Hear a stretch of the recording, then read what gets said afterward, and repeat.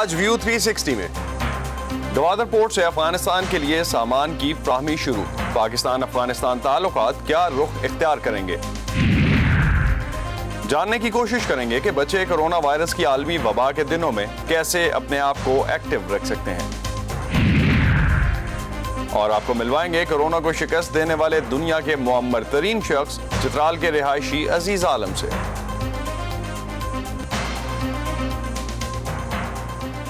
Voice of America Washington سے آپ سب کو خوش آمدید۔ آپ دیکھ رہے ہیں پروگرام ویو 360 اور میں ہوں اسد اللہ خالد۔ بلوچستان کی بندرگاہ گوادر سے افغانستان کے لیے تجارتی سامان کی ترسیل کا آغاز حال ہی میں ہوا۔ پاکستان افغانستان ٹرانزٹ ٹریڈ کے سامان کی پہلی کھیپ بذریعہ سڑک گوادر پورٹ سے افغانستان کے لیے روانہ کی گئی۔ اس سے پہلے افغانستان کے تاجر ٹرانزٹ ٹریڈ کے لیے کراچی کی بندرگاہ استعمال کر رہے تھے۔ سرحد chamber of commerce and industries کا مطالبہ ہے کہ ٹرانزٹ ٹریڈ کے قوانین اور شرائط کی تجدید کی جائے تاکہ پاکستان افغانستان کے درمیان تجارت جو $2.5 ارب سے کم ہو کر تقریباً $1 ارب رہ گئی ہے اسے بہتر کیا جا سکے۔ پاکستان اور افغانستان کے درمیان ٹرانزٹ ٹریڈ کا معاہدہ 1965 میں ہوا تھا، جس میں 2010 میں کچھ ترامیم بھی کی گئیں تاکہ دونوں ممالک کے درمیان تجارتی اشیاء کا ٹرانزٹ بہتر انداز میں ہو سکے۔ پاکستان اور افغانستان کے درمیان اس وقت 18 تجارتی راہداریاں ہیں، جن میں سے تورخم اور چمن ہی زیادہ استعمال ہوتی ہیں۔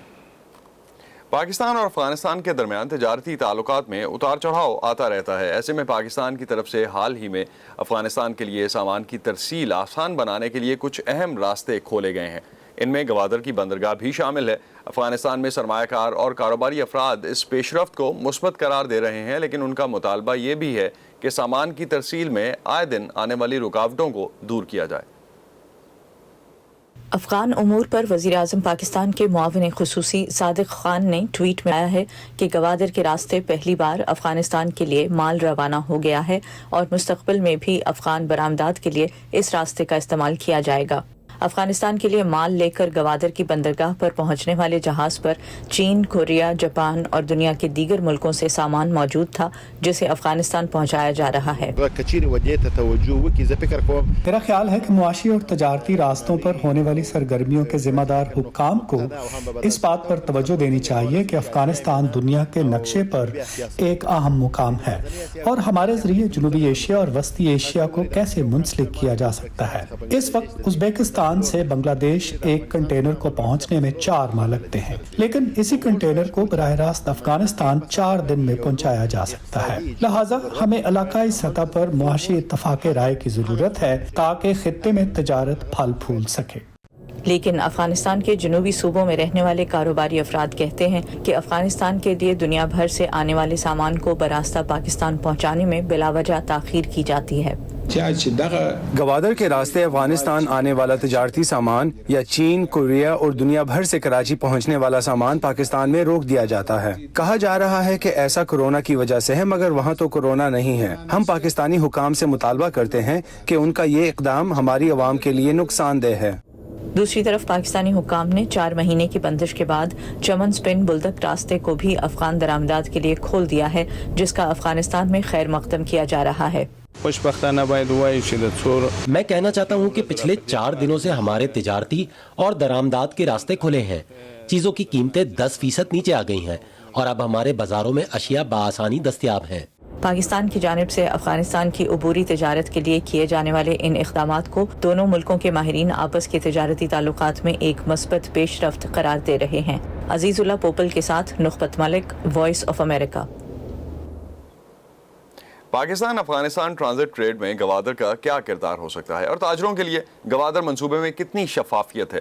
اس پر میری کچھ دیر پہلے بات ہوئی کرنل ریٹائرڈ مقبول آفریدی سے، جو کہ بزنس مین ہیں اور سابق رکن ہیں federation of Pakistan chamber and commerce CPEC committee کے۔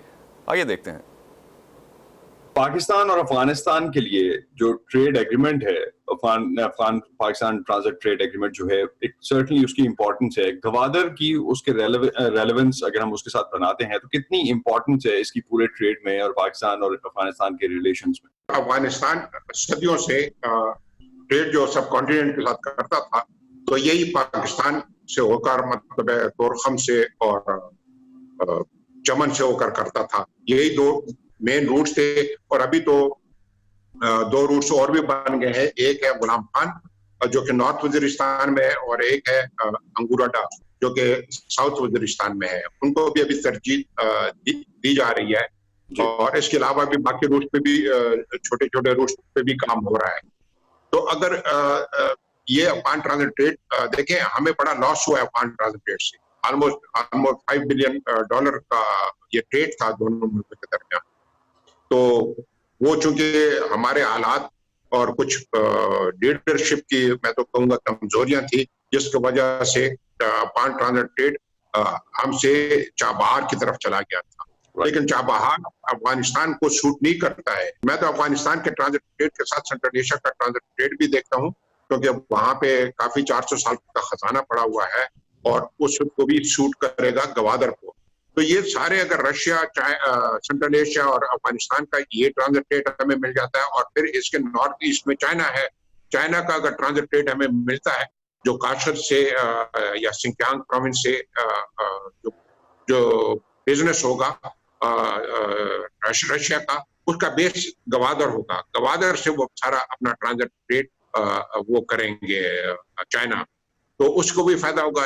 کل صاحب کیا وجہ ہے کہ اب تک ہم نے، آپ نے جو کہا سرٹنلی یہ تو پراسپیکٹس کی ہم بات کر رہے ہیں، اب تک یہ کنیکٹ کیوں نہیں ہو پائے؟ Is it because of the time کہ ابھی اور ٹائم چاہیے اس کو میچور ہونے میں، یا ٹرانسپیرنسی بھی کوئی ایشو ہے، یا انفارمیشن بھی کوئی ایشو ہے؟ بیکاز دنیا پوری کہتی ہے، خاص طور پہ جو گلوبل انسٹیٹیوشنز ہیں وہ کہتے ہیں کہ سی پیک کے پروجیکٹ پہ یا انفارمیشن اتنی زیادہ نہیں ہے گوادر کے پروجیکٹ سے related. Is that the reason?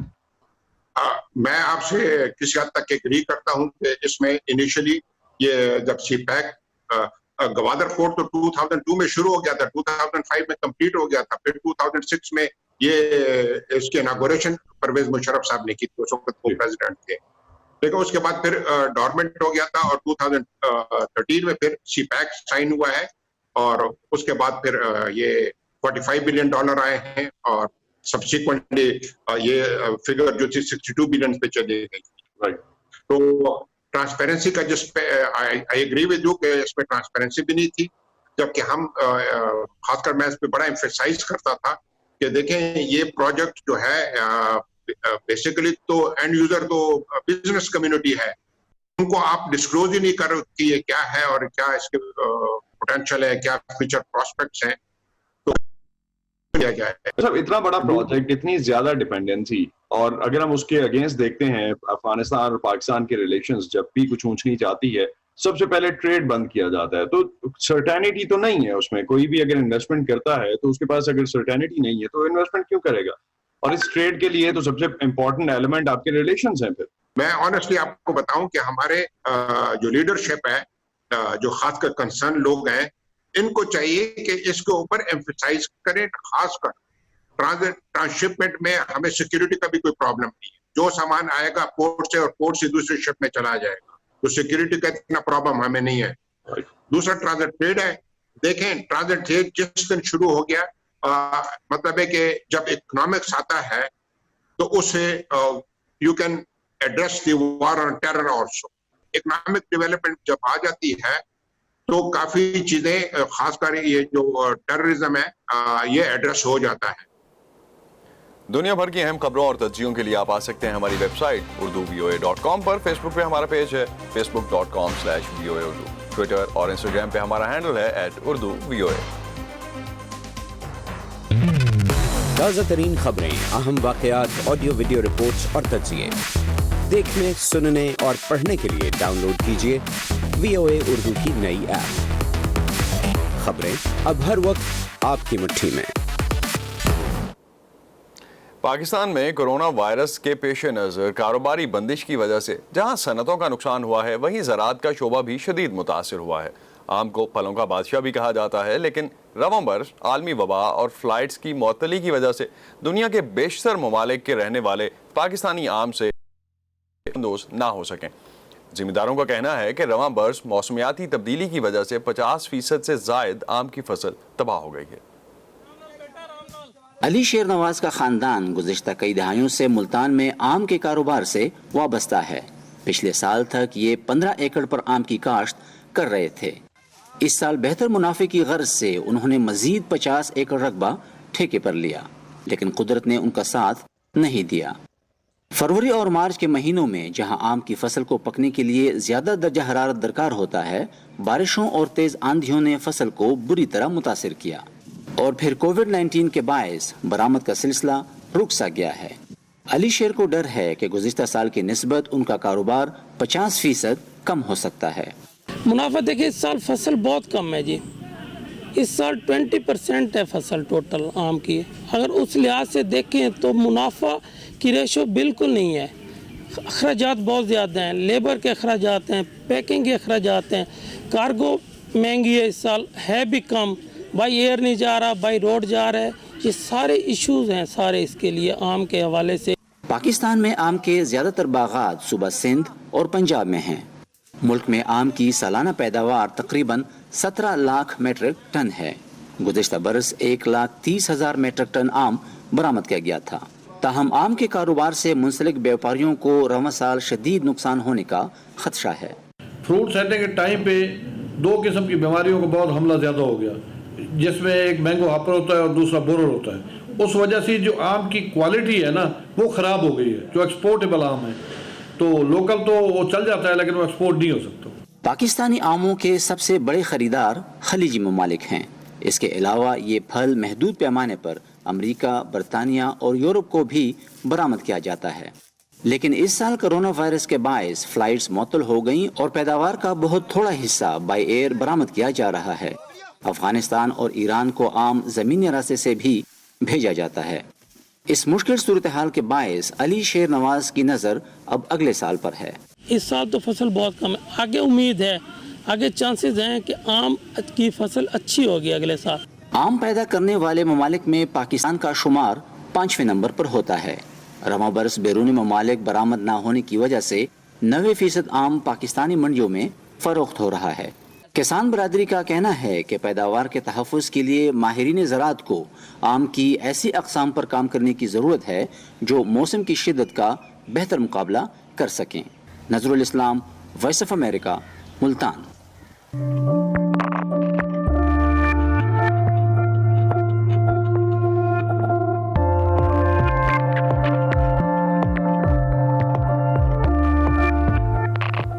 Corona virus की वबा के दौरान तालीम का सिलसिला जारी रखने के लिए बहुत से सरकारी और गैर सरकारी तालीमी इदारे ऑनलाइन क्लासेस मुनाकिद कर रहे हैं, लेकिन ये निज़ाम तलबा की बड़ी तादाद के लिए सहूलत की बजाय कई परेशानियों का बाइस बन रहा है। तालिब इल्मों की मुश्किलात का जायज़ा लेने के लिए जारी हमारी खुसूसी सीरीज़ में आज हम चलते हैं भारत के ज़ेर इंतज़ाम कश्मीर, जहाँ इंटरनेट के नाक़िस निज़ाम के बायस असातिज़ा खुले मैदान में क्लासेस लेने पर मजबूर हैं। सूरत हाल जानने के लिए चलते हैं श्रीनगर और जानते हैं एक उस्ताद की ज़ुबानी उसकी कहानी। मेरा नाम मुनीर आलम है। मैं मैथमेटिक्स पिछले तकरीबन 20 साल से पढ़ा रहा हूँ और पढ़ाना मेरा शौक़ भी है, मेरा पेशा भी है और इस सब से बड़ा मेरा पैशन है। पूरी दुनिया इस वक्त ऑनलाइन पढ़ाती है, हम यहाँ कश्मीर में ऑनलाइन पढ़ाने का सोच भी नहीं पाते हैं। 2G स्पीड इतनी कम होती है कि टीचर जब लिखता है ना, लिखते लिखते उसका हैंड शेक ऐसे हो रहा होता है जैसे सिंपल हार्मोनिक मोशन की वेव चलती है। आवाज़ किसी और दिन आती है। सुनने वाले जो हमारे स्टूडेंट्स हैं वो इतना ज़्यादा परेशान होते हैं, एजुकेशन के नाम पे वो कंफ्यूज होते हैं। सिग्मा स्क्वायर वो भी निकालेंगे। मेरे को बहुत ज्यादा कनेक्टिविटी प्रॉब्लम होती है और बिल्कुल भी समझ आता है टीचर बोल क्या रहा है। इसीलिए मैं यहाँ पर आई बिकॉज जो क्लासरूम में होता है एक स्टूडेंट और टीचर के बीच में एक जो एटमॉस्फेयर बनता है जिसकी वजह से टीचर अच्छे से इंटरेक्ट होता है स्टूडेंट टीचर के बीच में और बहुत ही अच्छे से समझ आता है। वो इंटरेक्शन ऑनलाइन क्लास में नहीं होता है। हमारे कश्मीर के जो स्टूडेंट्स हैं 89 से ही, जब मैं खुद छोटा बच्चा था तब से आज तक इतने टर्मोइल्स आए हैं, एजुकेशन इतनी ज़्यादा सफ़र हुई है कि इंसान का दिल तिल मिलाता है। किसी का इंतज़ार किए बगैर मैं अपने घर से लगभग अंधेरे में निकलता हूँ और इस फिक्र और इस परेशानी ने, इस पेन ने मेरे को इस खुले मैदान में लाया जहाँ पर SOPs और प्रोटोकॉल्स आराम से इंसान फॉलो कर सकता है, क्योंकि यहाँ लगभग 3 लाख लोगों के लिए जगह है। तो 40, 50, 60 स्टूडेंट्स 2 डिफरेंट बैचेस में पढ़ाना कोई बड़ी बात नहीं है। यहाँ पे हम सेटिस्फाई, क्योंकि सर का लाइव इंटरेक्शन है वो बहुत ही बढ़िया चीज़ है एक स्टूडेंट के लिए कि सर का लाइव इंटरेक्शन होना। और ऑनलाइन एक्सरसाइज सर के कोई भी सवाल होगा सर को ऑनलाइन इधर ही पूछ सकते हैं आगे। लेकिन जूम क्लास पे पता नहीं थी आवाज़ कब आएगी, सर के पास आएगी कि फिर नहीं आएगी। गवर्नमेंट ऑफ इंडिया उन्होंने 4G पे पाबंदियां लगाई। मैं एक बिल्कुल मामूली सा मार्कर से पढ़ाने वाला टीचर हूँ, अपोलिटिकल इंसान हूँ। मैं बहुत हम्बली एक और क्वेश्चन पूछना चाहता हूँ, क्या एजुकेशन का नंबर लास्ट में आता है? क्या एजुकेशन में कोई प्रेफरेंस नहीं है? एजुकेशन अगर आपकी प्रेफरेंस नहीं है तो मुझे ये बताएं आप, फिर उससे बड़ी क्या प्रेफरेंस है? आप ये कह रहे हैं कि एजुकेशन अगर सफ़र हो कोई बात नहीं, लेकिन वहाँ लॉ एंड ऑर्डर की प्रॉब्लम नहीं होनी चाहिए। बच्चे ख़्वाह दुनिया के किसी भी मुल्क के हों, कोरोना वायरस की वबा की वजह से सभी की रूटीन पर मनफी असर पड़ा है। स्कूल बंद होने से बच्चों की तालीमी सरगर्मियों के अलावा उनकी जिस्मानी और जहनी सेहत भी मुतासिर हो रही है। इस वबा से पहले होने वाले जायज़ों से ये ज़ाहिर हो रहा था कि अक्सर बच्चे उतनी एक्टिव ज़िंदगी नहीं गुजार रहे थे जितनी उनकी सेहतमंद ज़िंदगी के लिए ज़रूरी है। कोविड-19 ने उनकी जिस्मानी सरगर्मियों को और भी महदूद कर दिया है। ऐसे में वालिदैन बच्चों के लिए क्या कर सकते हैं, आइए जानते हैं सबाशा खान की रिपोर्ट से। समद को वीडियो गेम्स खेलने का शौक है और अब जबकि स्कूल्स बंद हैं वो अपनी डिवाइसेस पर पहले से ज़्यादा वक्त गुजार रहे हैं। सिर्फ समद का ही दिन ऐसे नहीं गुजर रहा। लैंसेट नामी तिब्बी जरीदे में पिछले कुछ सालों पर मबनी शाया होने वाले एक आलमी मुताले से जाहिर हुआ है कि 11 से 17 साल तक की उम्र के बेशतर बच्चे और नौजवान उतनी जिस्मानी सरगर्मियों में हिस्सा नहीं ले रहे जितनी के माहिरीन तजवीज़ करते हैं, और इसका एक नतीजा दुनिया भर के बच्चों में मोटापे के मसले की सूरत में नज़र आ रहा है। ये मेरे लिए कदरे हैरत की बात थी। ऐसे बच्चे जो ज़रूरत के मुताबिक एक्टिव नहीं, उनकी तादाद मुख्तलिफ मुल्कों में मुख्तलिफ थी और कुछ हद तक लड़कों और लड़कियों के दरमियान भी फ़र्क है, लेकिन ऐसे बच्चों की शरह ज़्यादातर ममालिक में 75% से ऊपर है। कोरोना वायरस की वबा फैलने के बाद दुनिया के दूसरे वालिदैन की तरह लाहौर में मलिहा को भी अपने बच्चों की तरफ से यही चैलेंज दरपेश है। कोविड के बाद से ना एकदम से जब बच्चे घर में बंद हुए हैं तो मुझे तो लगा कि कुछ अर्से ये बड़ा डिप्रेस्ड भी रहे हैं। इनको समझ नहीं आती थी कि इन्होंने अब सारा दिन क्या करना है, तो वो फ़ोन पकड़ के बैठे हुए हैं बस। कोई प्ले स्टेशन पे लगा हुआ है, कोई फ़ोन पकड़ के बैठा हुआ है, वो यूट्यूब पे सारी ज़िंदगी गुजर रही है। उस चीज़ से ज़रा मैंने इनको निकाला है, लेकिन फिर भी मुश्किल है। लैंसेट में शाया होने वाले इस मुताले में दुनिया भर से 11 से 17 साल की उम्र के 16 लाख तलबा के सर्वे में दिए गए जवाबों का मवाजना करने पर पता चला कि लड़कों के मुकाबले में लड़कियां कम एक्टिव हैं। यूजली मैं अपने फ्रेंड से बहुत बात करती हूँ और पे इंस्टाग्राम पे देख लेते हैं और हम पिंटरेस्ट पे स्क्रॉल कर लेती हूँ और फिर यूट्यूब और नेटफ्लिक्स भी फ़ोन पे कभी कभी हो जाता है। कोरोना की वबा के दौरान होने वाली एक महदूद स्टडी से भी बच्चों की जिस्मानी सरगर्मियों से मुताल्लिक एक परेशान कुन तस्वीर सामने आती है।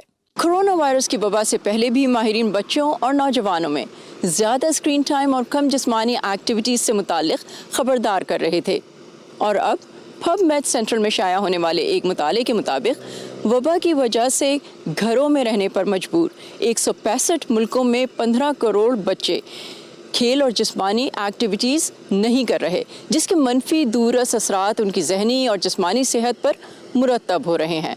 माहिरीन के मुताबिक महफूज रहते हुए बच्चों को जिस्मानी एक्टिविटीज़ कराना भी ज़रूरी है, और मलिहा की भी यही कोशिश है। कोविड से पहले जब हम पार्क जाते थे तब तो वहाँ झूले छूले लगे होते थे, मैं बच्चों को खेलने देती थी और बच्चे भी होते थे, सब मिल के खेल लेते थे। अब उस पर ज़रा मुझे पाबंदी लगानी पड़ी है। हम जाते हैं, हम वॉक करते हैं, रनिंग करते हैं और आ जाते हैं। और समद भी अब पहले से ज़्यादा एक्टिव रहने की कोशिश कर रहे हैं। पार्क जाते हैं हम सारे, उधर वॉक कर लेते हैं 1 घंटे के लिए ऐसी कुछ, वरना मेरी बहन भी एक्सरसाइज कर लेती है, हम कोई वर्कआउट कर लेते हैं, और समटाइम मेरा कज़न अगर आ जाते हैं तो हम कोई फुटबॉल खेल लेते हैं। आलमी इदारे सेहत के मुताबिक कम उम्र अफराद को रोज़ाना कम अज़ कम 1 घंटा खेलकूद और दीगर जिस्मानी सरगर्मियाँ करते गुजारना चाहिए। माहिरीन कहते हैं बच्चों को खेलकूद की जानिब राग़िब करना तभी मुमकिन है जब वालिदैन खुद इन सरगर्मियों में शामिल हों, और इसमें वालिदैन का भी फायदा ही है। सबाशा Khan, voice of America, वोरहेस, new Jersey. हम जब खौफ को बेनकाब करते हैं, हम जब सवाल उठाते हैं, हम जब उनकी आवाज़ बनते हैं जिनकी कोई नहीं सुनता, तो फ़र्क पड़ता है। फ़र्क पड़ता है आज़ाद सहाफ़त से। हम हैं वॉइस ऑफ अमेरिका। हमारे लिए आज़ाद सहाफ़त अहम है। کورونا وائرس کے خاتمے کے لیے دنیا بھر میں ویکسین کی تیاری کی کوششیں تیزی سے جاری ہیں. طبی ماہرین کا ماننا ہے کہ جب تک ویکسین دستیاب نہیں، سماجی فاصلہ رکھنے، ماسک پہننے اور دن میں کئی مرتبہ ہاتھ دھونے کی روٹین کو اپنانا چاہیے. اس وبا سے جلد نمٹنے کے لیے تشخیص کا مرحلہ بھی اتنا ہی اہم ہے، اور اسی مقصد کے لیے جرمن فوج نے ایک نیا طریقہ ڈھونڈا ہے. وہ کتوں کی مدد سے اس وائرس کا پتہ لگا رہی ہے. اگر آپ سوچ رہے ہیں کہ یہ کیسے ہو سکتا ہے تو آئیے آپ کو دکھاتے ہیں اس رپورٹ سے. جرمنی کے المن اکیڈمی میں فوجی تربیت کاروں نے کرونا وائرس کے خلاف جنگ میں ایک نئے ہتھیار کا تجربہ کیا. جرمن وزیر دفاع کے مطابق کتوں کی تربیت کا یہ پروگرام اپنی نوعیت کا پہلا ہے. یہ اسکول ہماری فوج کے علاوہ عالمی نقطۂ نظر سے بھی منفرد ہے. یہاں نہ صرف انسانوں بلکہ ان کے ساتھ ساتھ کتوں کو بھی تربیت دی جاتی ہے. یہ کتے حقیقی وائرس کو تو سونگھ نہیں سکتے، تاہم اس کی وجہ سے انسانی لعاب میں ہونے والی بائیو کیمیکل تبدیلیوں کو جانچ سکتے ہیں. یہ کتے ایک چھوٹے سے قطرے سے بھی نتائج حاصل کر سکتے ہیں. آسان الفاظ میں کہا جائے تو ہم تحقیق کر رہے ہیں کہ آیا کتوں کی مدد سے کووڈ-19 کی تشخیص کی جا سکتی ہے. وہ سونگھ کر وائرس کی نہیں بلکہ اس سے لعاب میں ہونے والی تبدیلیوں کی نشاندہی کر سکتے ہیں. جرمن وزیر دفاع کے مطابق اگرچہ تجربات حوصلہ افزا ہیں تاہم ان پر مزید تحقیق جاری ہے. میں اگلا اقدام واضح کرنا چاہوں گی، جیسے کورونا وائرس اور فلو میں تفریق کرنا اور فعال وائرس کے حامل افراد کی نشاندہی کرنا وغیرہ. مزید تحقیق کے بعد ہی ہم واضح نتائج جاری کرنے کے قابل ہو سکیں گے. فوجی کتوں کے تربیت کار ہینوور یونیورسٹی کے ساتھ مل کر کتوں کی مختلف اقسام پر تحقیق کر رہے ہیں. وائرس زدہ لعاب کی صحیح نشاندہی کرنے پر ان کتوں کو انعام سے نوازا جاتا ہے. عرش عرب اسادی کے ساتھ فائزہ بخاری، وائس آف امریکہ. اور اب شو کے آخر میں ایک باہمت شخص کی کہانی. پاکستان کے شمالی علاقوں میں چترال ایک پرفضا مقام سمجھا جاتا ہے. کورونا وائرس سے صحت یاب ہونے والے دنیا کے معمر ترین شخص کا تعلق بھی چترال سے ہے. عزیز عبدالعالم ضلع چترال کے رہنے والے ہیں. جولائی کے شروع میں ان میں کورونا وائرس کی تصدیق ہوئی اور گزشتہ ہفتے انہیں اسپتال کی ایمرجنسی ڈپارٹمنٹ سے صحت یاب ہونے کے بعد ڈسچارج کر دیا گیا. ان کا کہنا ہے کہ ماسک پہننا ہی اس بیماری سے بچنے کا بہترین حل ہے. خدا کا شکر ہے اب میں بالکل تندرست ہوں. ویسے تو میں کبھی بیمار نہیں ہوتا، چھوٹی موٹی بیماریوں کو نظر انداز کر دیتا ہوں. میرے والد جو 100 اباؤ اس کا ایج ہے، اس کا جب پازیٹیو آ گیا تو مجھے کافی تشویش ہو گیا کہ اس کا ایج زیادہ ہے، اس کو کیا کریں گے. تو لوگ کہتے تھے کہ یہ بڑے عمر کے لوگوں کو کافی مشکلات ہوتے ہیں، تو میں کافی پریشان ہو گیا تھا. عزیز جو ہمارے پیشنٹ تھے، یہ جو آئے ہیں تقریباً ان کی ایج تھی 103 ایئرز، جو کہ بہت چیلنج تھا ہمارے لیے، کیونکہ اس طرح کی اولڈ ایج میں جب بندے کو کورونا ہو جاتا ہے تو ساتھ میں کمپلیکیشنز کا خطرہ بہت زیادہ ہوتا ہے.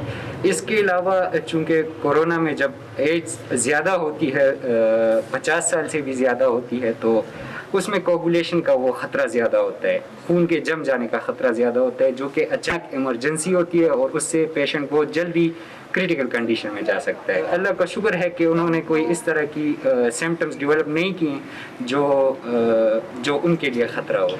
جاتے ہوئے جو ان کی فیلنگز تھی وہ تو ہمارے لیے کافی پازیٹیو تھا. ان کا فیڈ بیک جو ہم نے دیکھا ہے، یہ بیماری بہت جلدی پھیلتی ہے. یہ بیماری ایک شخص سے دوسرے شخص کو لگ جاتی ہے. اس ماسک کو ہمیشہ پہن کر رکھو. یہ تھا آج کا ویو 360. Stay safe. اور آپ قربانی کے دنوں میں اپنے آپ کو کیسے محفوظ رکھ رہے ہیں ہمیں لکھیے facebook.com/VOA اردو کے پیج پر.